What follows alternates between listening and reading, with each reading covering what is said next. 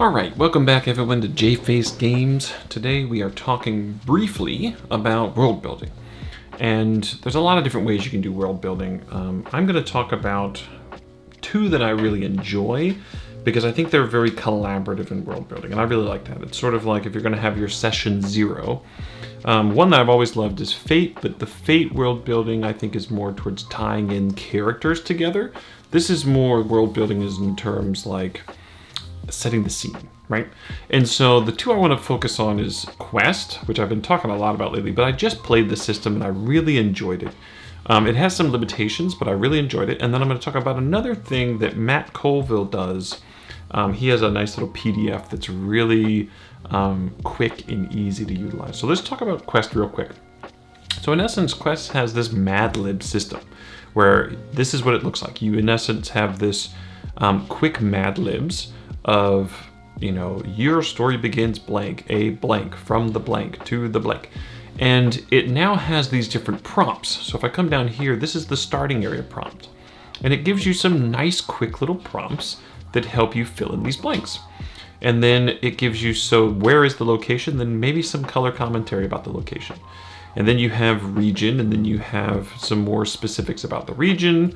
You have what's the magic like, how's danger, what's daily life, etc. And then what are the hopes and fears of the people, and finally an adventure hook. Like if I don't know where I'm going with this campaign initially, what's a nice little hook?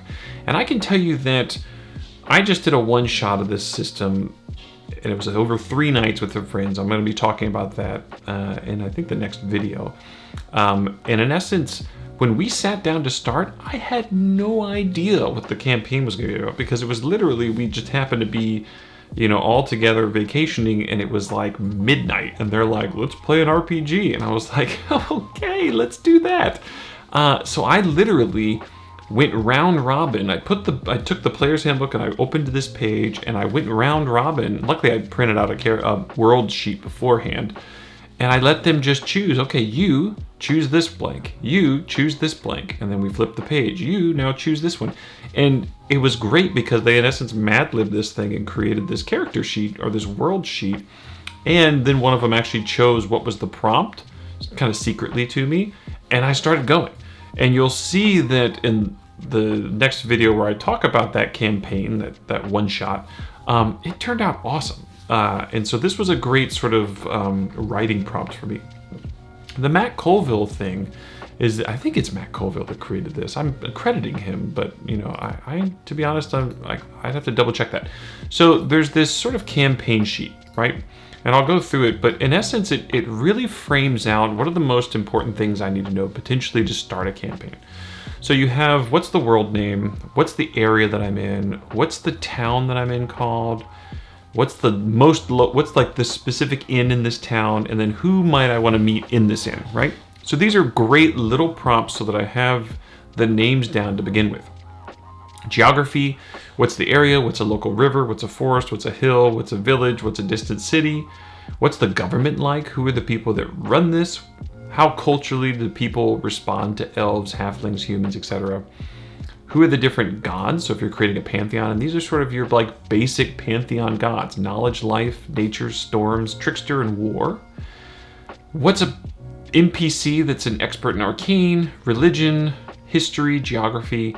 And then finally, this is sort of like your first adventure hook, like who are the people around here? And the last thing I love is this lore, where it's everyone in the world knows this, a couple people know this, no one knows this. And this is a great little prompt. So what's really cool about this template is that there are some people that have created random generators for this, where you can go and just keep clicking it, and it keeps randomly filling out all of these spaces so that it gives you some really great ideas if it's hard for you to create this on your own. When I ran a campaign not too long back, I think it was a 5e campaign, I took this and I put it on Google Docs, and my players and I collaboratively just filled this out. The only areas they didn't know were these 2 spaces here. I didn't let them know what of these. But otherwise, we collaboratively filled this out, and it was awesome because they came up with some of them are better at creating names than I am. Some of them are better at creating geography than I am. There was a river and I think it was called like the Gushing Torrent or something like that. And it actually flowed uphill like it was a natural spring that shot water up quickly up this river that actually flowed into the mountain. So that was a cool geographical sort of like site. Some cool stuff happened there. So just things like that made it really interesting. Now, are there other ways to world build? 100%. There are some people that they have a world already in their brain. Maybe they've been playing in that world for a long time, and so to them it's sort of like already fully established.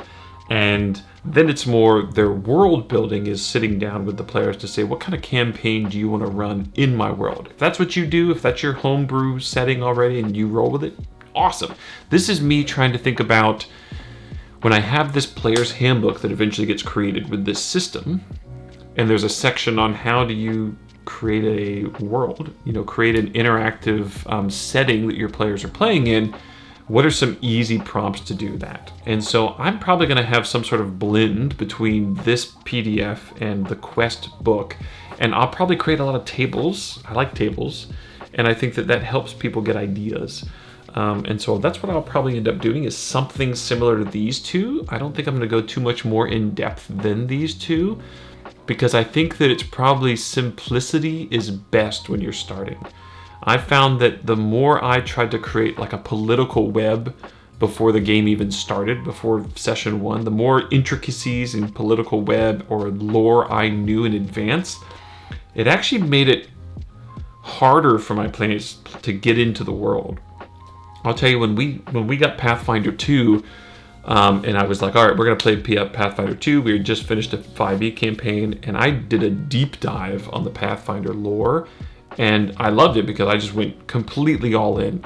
But the problem is that I would just have these moments as a DM where I was like, just going into long expositions trying to describe who this person was and what world, like what continent they were from and what the setting was like there and who they were, religiously tied to. And my players, it was just too much. It was like reading, I don't know, the Silmarillion. And it's like, that's some great stuff in that book, but that's not a pleasure read. And so I wanted to make it feel more like The Hobbit, where things are just happening and you're kind of, you're learning as you go. And so I think that sometimes less is more for these, and especially when I talk about that Quest campaign where I didn't know anything. And we just made it up as we went, and to them, it was a very interactive experience. So that's my idea currently with the world building. Hit the bell, hit the subscribe, let me know what you think. Throw it in the comments. I love to talk in the comments with people and get ideas. So we'll go from there. See you guys.